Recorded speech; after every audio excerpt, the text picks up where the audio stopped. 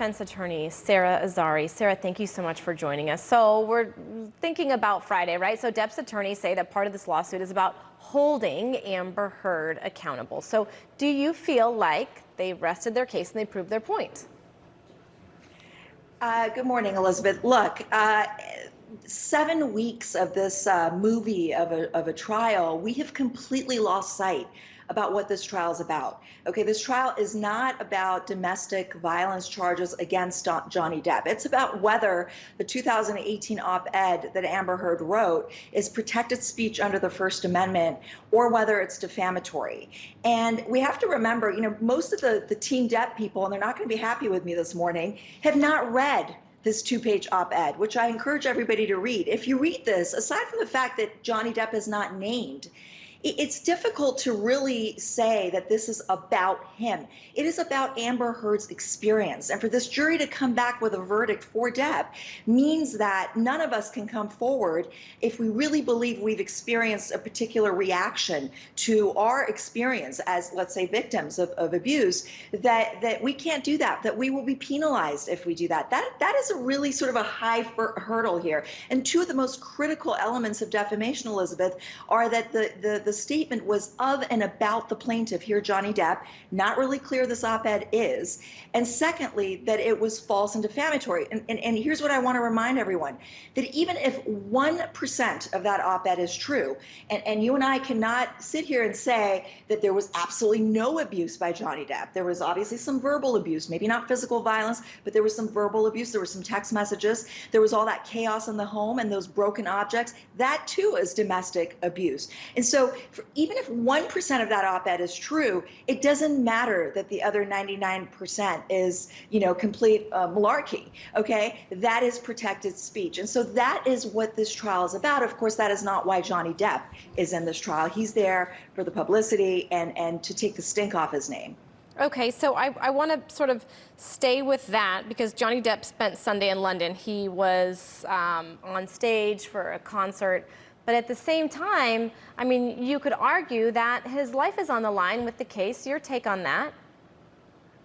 Well, look, I think he started his publicity tour a little prematurely. This jury is not supposed to focus on anything except for what they've heard and seen in this courtroom, in the four corners of these walls. You know, they're supposed to focus on the evidence in deliberating and not, you know, a duo with Beck. But again, when you keep in mind that there's a parallel proceeding here in the court of public opinion, and that Team Depp, if you're with it in terms of the game of Team Depp, Team Heard, then Team Depp is ahead.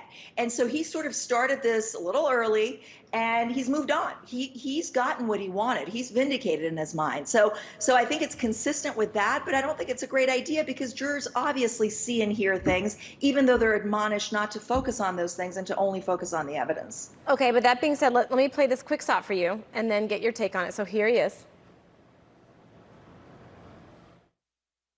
Think about the testimony that you've heard from his former business manager, Joel Mandel, said that Depp had issues with drugs and alcohol that damaged his career. Depp sued him. His former agent, Tracy Jacobs, said he was late to the set and that he used an earpiece. Depp fired her. She said Disney never committed to Pirate 6.